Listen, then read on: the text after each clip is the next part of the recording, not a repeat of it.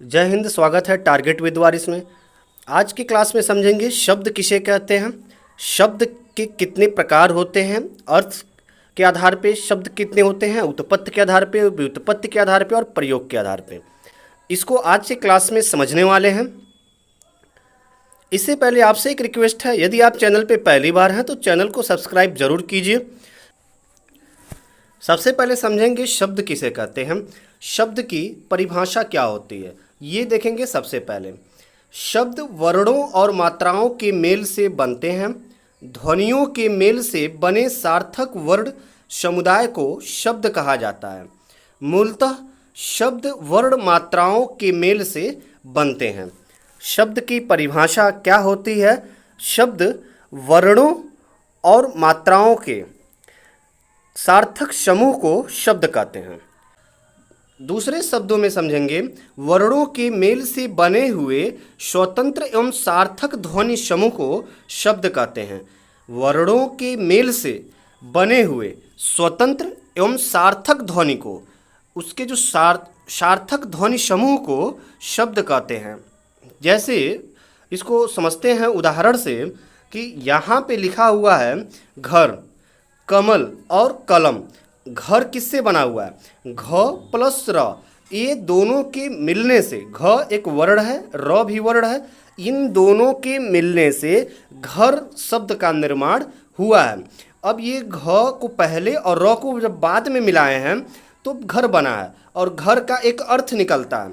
तो शब्दों का एक ऐसा सार्थक समूह जिसका एक अर्थ निकलता हो, एक निश्चित अर्थ निकलता हो, उसे शब्द कहते हैं। इसी तरह कमल है, कमल जो है तीन वर्णों से बना है, क प्लस म प्लस ल, इन तीनों के सार्थक मेल से कमल का निर्माण हुआ है। इसी तरह कलम है, अब कलम जो शब्द है ये भी तीन वर्णों से बना है, क प्लस ल प्लस म। तो क ल म जब ये सार्थक मेल हुआ है, इसका सार्थक समूह जब इसका बना है वर्णों का, तब कलम का निर्माण हुआ है। तो घर, कमल और कलम, इनका एक अर्थ निकल रहा है, इसे हम शब्द कहेंगे। अब देखते हैं शब्द के प्रकार कितने होते हैं। तो शब्दों के जब प्रकार को समझते हैं, शब्द के जो प्रकार होते हैं वो चार दृष्टि से होते हैं। पहला अर्थ की दृष्टि से होता है, दूसरा उत्पत्ति की दृष्टि से, तीसरा व्युत्पत्ति अर्थात बनावट या रचना की दृष्टि से तीसरा होता है, और जो चौथा होता है वो प्रयोग की दृष्टि से होता है। पहला होता है अर्थ की दृष्टि से शब्दों के भेद। अब अर्थ की दृष्टि से शब्द के भेद कौन कौन से होते हैं। अर्थ की दृष्टि से शब्द के दो भेद होते हैं, सार्थक शब्द और निरर्थक शब्द। सार्थक शब्द और निरर्थक शब्द, ये दो भेद किसके होते हैं, अर्थ की दृष्टि से शब्द के भेद होते हैं। सार्थक शब्द समझते हैं और निरर्थक। सार्थक शब्द किसे कहते हैं, जिन शब्दों का स्वयं कुछ अर्थ होता है उन्हें सार्थक शब्द कहते हैं। जैसे घर, घोड़ा, छात्र, हरि, विद्यालय। तो उन शब्दों का जिसका स्वयं कुछ अर्थ निकलता हो, स्वयं का कुछ अर्थ होता हो, उन्हें सार्थक शब्द कहते हैं। जबकि निरर्थक शब्द किसे कहते हैं, तो वे शब्द जिन शब्दों का अलग कोई अर्थ नहीं होता, वे शब्द जिसका अलग से स्वयं कोई अर्थ नहीं निकलता है, उन्हें निरर्थक शब्द कहा जाता है। जैसे चप, कट, हिट, लप, ऐसे शब्दों का कोई अर्थ नहीं निकल रहा है, स्वयं में आप जब इन शब्दों का उच्चारण करते हैं तो आपको इसका कोई अर्थ नहीं निकलता है, तो ऐसे शब्दों को निरर्थक शब्द कहते हैं। अब दूसरा समझेंगे उत्पत्ति, स्रोत या उद्गम की दृष्टि से। उत्पत्ति, स्रोत या उद्गम की दृष्टि से शब्द के कितने भेद होते हैं, ये शब्द की दूसरी कैटेगरी होती है। इसमें 5 प्रकार के शब्दों को रखा गया है। उत्पत्ति की दृष्टि से शब्दों के 5 भेद होते हैं। पहला तत्सम, दूसरा तद्भव, तीसरा देशज, विदेशज और संकर। ये 5 भेद होते हैं जो उत्पत्ति, स्रोत या उद्गम की दृष्टि से शब्द के 5 भेद होते हैं। तत्सम किसे कहते हैं, तो तत्सम शब्द वो होते हैं जो संस्कृत के शब्द ठीक उसी रूप में हिंदी में प्रयुक्त होते हैं, उन्हें तत्सम कहा जाता है। यह संस्कृत भाषा के मूल शब्द हैं। तत्सम शब्द संस्कृत भाषा के मूल शब्द होते हैं और इसे हिंदी में ज्यों का त्यों प्रयोग कर लिया जाता है। ऐसे शब्दों को तत्सम शब्द कहते हैं, जैसे रात्रि, अग्नि, मध्य, जगत, छात्र। ये सभी तत्सम शब्द हैं। ये संस्कृत में भी इन्हीं शब्दों के नाम से जाना जाता है और हिंदी में भी इसे एज इट इज ज्यों का त्यों प्रयोग कर लिया जाता है, इसे तत्सम शब्द कहते हैं। ये संस्कृत भाषा के मूल शब्द होते हैं। इसके बाद अगला जो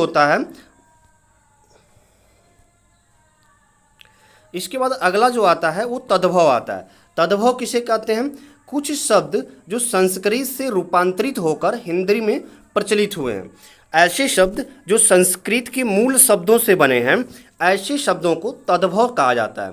ऐसे तत्सम के बिगड़े हुए रूप को तद्भव शब्द कहा जाता है। जैसे आग, अब अग्नि ये संस्कृत शब्द है और ये तत्सम है, लेकिन जब उसका हम रूपांतरित हिंदी में जब प्रयोग करते हैं तो हिंदी में हम पढ़ते हैं आग।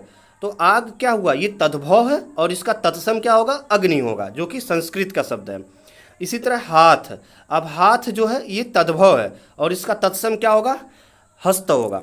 खेत है, इसका तत्सम क्या होगा? क्षेत्र होगा। तो इस प्रकार ये जो शब्द हैं ये सभी शब्द तद्भव हैं, जो संस्कृत के शब्दों के रूप को बदल करके बनाए गए हैं। अगला जो आता है देशज।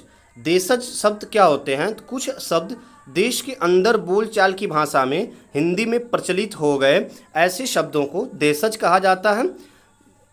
ये शब्द न तो संस्कृत और अन्य दूसरी भाषा के शब्द हैं। ये ना तो संस्कृत से बने हैं ना किसी अन्य भाषा से बने हैं, बल्कि देश के अंदर जो बोली बोली जाती है, बोलचाल में जिन्हें बोलियों का हम प्रयोग करते हैं, उससे ऐसे शब्द प्रचलित हुए हैं, ऐसे शब्द हिंदी में प्रयोग किए गए हैं।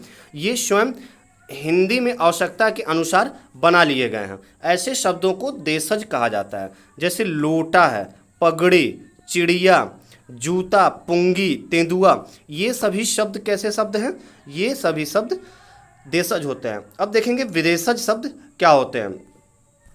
विदेशज शब्द, कुछ शब्द विदेशी भाषाओं से हिंदी में मिला लिए गए हैं, ऐसे शब्दों को विदेशज कहा जाता है। जो विदेशी भाषाएं भारत में प्रचलित हुई, उन भाषाओं से जो शब्द हिंदी में मिल गए या हिंदी शब्दकोश में आ गए, ऐसे शब्दों को विदेशज कहा जाता है। जैसे इसका देखेंगे कि अंग्रेजी से आया है cycle, radio, table, station, cigarette, pencil, pen, school, machine, button. ये जो सभी शब्द हैं हिंदी में तो प्रयोग किए जाते हैं, लेकिन यह मूल कहाँ से लिए गए हैं? अंग्रेजी भाषा से लिए गए हैं, जो कि अंग्रेजी एक विदेशी भाषा है। तो इस प्रकार से ये सभी शब्द विदेशज कहलाते हैं। उसी तरह और भी कुछ शब्द लिए गए हैं, जैसे अरबी भाषा से अमीर, गरीब, तारीख, औरत, आदत आदि, ये सभी शब्द जो है अरबी भाषा से लिए गए हैं। वहीं पे फारसी भाषा से किताब, बाग, खूबसूरत, शर्म, गुलाब आदि, ये सभी जो शब्द हैं ये कहाँ से? फारसी भाषा से लिए गए। पुर्तगाली भाषा से बाल्टी, आलू, कमर, पटरी, प्याला, ये पुर्तगाली शब्द हैं। चाय, चीनी, लीची, ये जो सभी शब्द हैं ये चीनी भाषा से लिए गए हैं और इन सभी शब्दों का प्रयोग हिंदी में किया जाता है। तो ये सभी शब्द विदेशज शब्द कहलाते हैं। उसी तरह फ्रांसीसी भाषा से अंग्रेज, काजू, कारतूस, ये सभी फ्रांसीसी शब्द हैं, जबकि रिक्शा जो है ये जापानी शब्द है।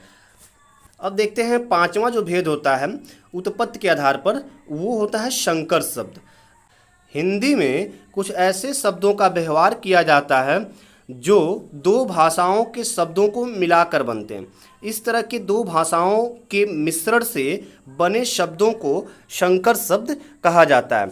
जब दो भाषाओं के शब्दों को मिलाकर एक नया शब्द का निर्माण होता है, एक नया शब्द बनाया जाता है, वो संकर कहलाता है। और इस तरह से दो भाषाओं को मिलाकर एक नए शब्द का निर्माण करके और हिंदी में बहुत सारे शब्दों का प्रयोग किया जाता है, तो ऐसे शब्दों को संकर शब्द कहा जाता है। जैसे देखते हैं कि आपने हिंदी में ऐसे शब्दों को प्रायः देखा होगा, ऑपरेशन कच्छ अब जो ऑपरेशन कच्छ है, ये ऑपरेशन अंग्रेजी शब्द है और कच्छ संस्कृत शब्द है, और इन दोनों के मिलाने से ऑपरेशन कच्छ शब्द बनता है, जो कि हिंदी में इसका प्रायः प्रयोग होता है।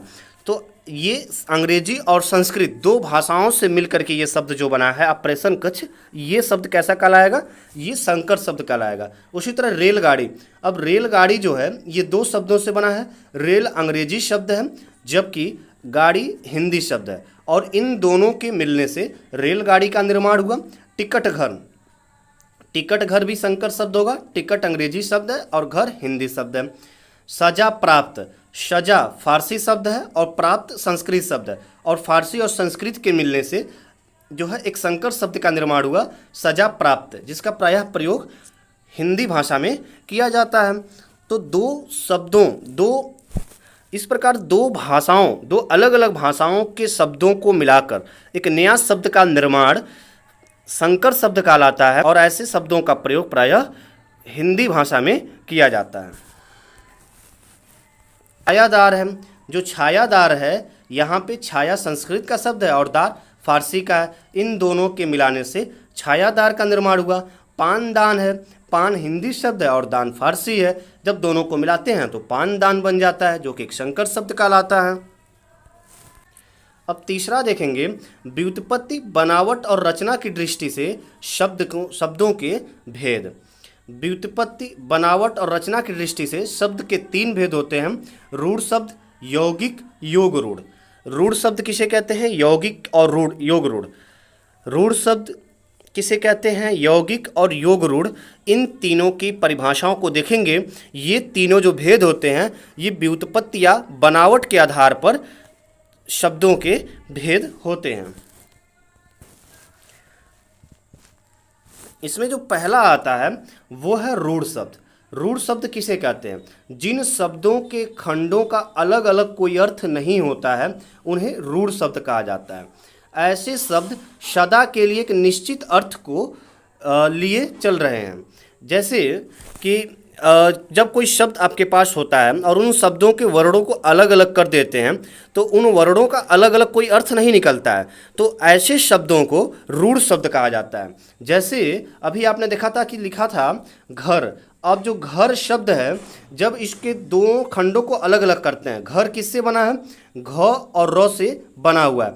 जब इसको अलग अलग करते हैं तो अलग अलग कुछ अर्थ नहीं निकलता है। घ का अलग अर्थ नहीं निकलता है, र का अलग अर्थ नहीं निकलता है। लेकिन जब इन दोनों वर्णों को मिला देते हैं तो घर बन जाता है, और घर का अर्थ निकलता है स्थान।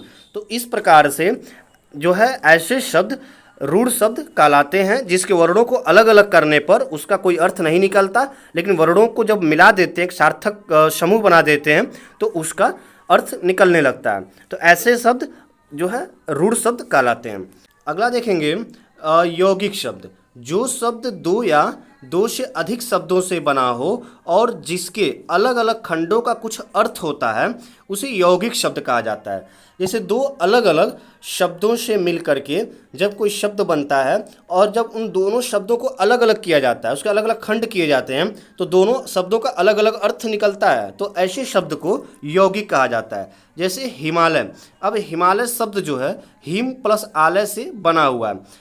अब जब हिम को अलग और आलय को अलग करते हैं तो हिम का अर्थ होता है बर्फ और आलय का अर्थ होता है घर। तो इस प्रकार दोनों खंडों का अलग अलग अर्थ निकल रहा, और जब दोनों को मिलाते हैं तो यौगिक बन जाता है हिमालय। तो ऐसे शब्दों को यौगिक शब्द कहे जाते हैं। इसी तरह पाठशाला, देवदूत, विद्यालय, ये सभी शब्द क्या हैं? यौगिक शब्द होते हैं। अगला जो भेद है वो योग रूढ़ है। योग रूढ़ शब्द किसे कहते हैं? ऐसे शब्द जो दो या दो से अधिक शब्दों के मूल से बने हों। वो शब्द जो दो या दो से अधिक शब्दों के मूल से बना हो। ऐसे शब्द जो दो रूढ़ शब्दों के योग से बनते हैं उन्हें योग रूढ़ शब्द कहते हैं। जो सामान्य अर्थ को छोड़कर विशेष अर्थ बताते हैं उन्हें योग रूढ़ शब्द कहा जाता है। जैसे कि लंबोदर। अब लंबोदर दो शब्दों से बना है, लंबा प्लस उदर। अब लंबा एक जो है रूढ़ शब्द है, उदर एक दूसरा रूढ़ शब्द है। दो रूढ़ शब्दों को मिलाने से लंबोदर बना। अब ये जो लंबोदर है ये विशेष अर्थ में इसका प्रयोग होता है, जैसे कि गणेश जी के लिए। तो इस प्रकार दो रूढ़ शब्दों से बना हुआ शब्द जो किसी विशेष अर्थ में जो एक विशेष अर्थ देता है उसे योग रूढ़ शब्द कहा जाता है। जैसे चक्रपाणि, चंद्रशेखर, दशानन, जलज, वारिज, पीताम्बर, ये जो सभी शब्द हैं ये योग रूढ़ शब्द के उदाहरण होते हैं। चौथा देखेंगे रूप परिवर्तन अर्थात प्रयोग की दृष्टि से शब्दों के भेद।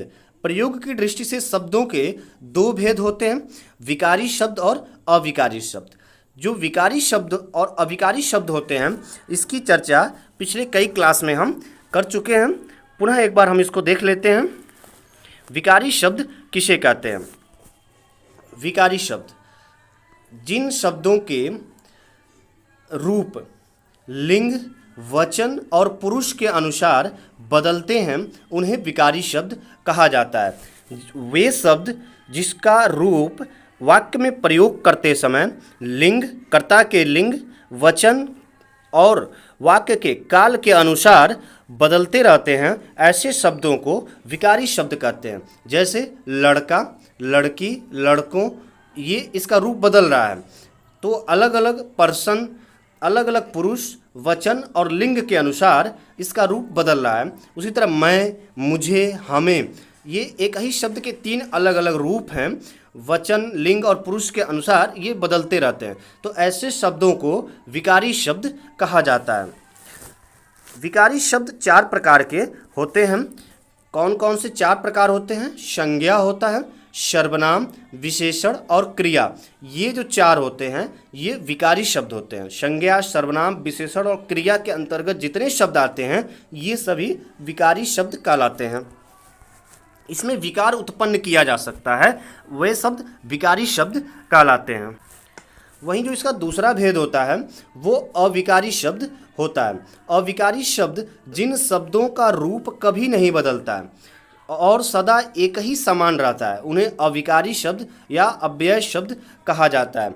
वे शब्द जिसके रूप, लिंग, वचन, काल और पुरुष के अनुसार नहीं बदलता है, ये सदा एक समान ही रहता है, इसमें विकार उत्पन्न नहीं किया जा सकता, ऐसे शब्दों को अविकारी शब्द कहा जाता है। जैसे यहाँ, वहाँ, प्रतिदिन, बिना, और, परंतु, हे, अरे, ये जो सभी शब्द हैं ये अविकारी शब्द होते हैं। अविकारी शब्द भी चार प्रकार के होते हैं, क्रिया विशेषण, संबंधवाचक, विस्मयादिबोधक और समुच्चय बोधक। ये जो चार शब्द होते हैं, ये जो इन चारों के अंतर्गत जितने शब्द आते हैं ये सभी शब्द अविकारी शब्द कहलाते हैं। तो इस प्रकार से आपने शब्द की परिभाषा और उसके सभी भेद जो है आपने देख लिया है। एक एक करके आपने सभी भेद को आपने समझ लिया है। आशा करते हैं ये क्लास आपको अच्छा लगा होगा। चैनल को यदि आपने अभी तक सब्सक्राइब नहीं किया है तो प्लीज़ चैनल को सब्सक्राइब ज़रूर कीजिए। मिलेंगे अगली क्लास में। जय हिंद, शुक्रिया।